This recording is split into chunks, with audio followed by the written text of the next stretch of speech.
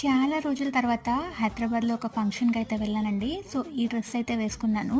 మేము అంతకుముందు ఉన్న ఇంటి దగ్గర ఓనర్ గారి బాబుకి పంచెలు, పాపకి పేరు పెడుతున్నారు అంటే ఫంక్షన్‌కి పిలిచారు. అమీన్‌పూర్ అనమాట. యాక్చువల్‌గా వాళ్ళు బేచల్ దగ్గర ఫంక్షన్ హాల్‌లో ఫంక్షన్ చేస్తున్నామని పిలిచారు. సరే కదా అని చెప్పి బయలుదేరాము.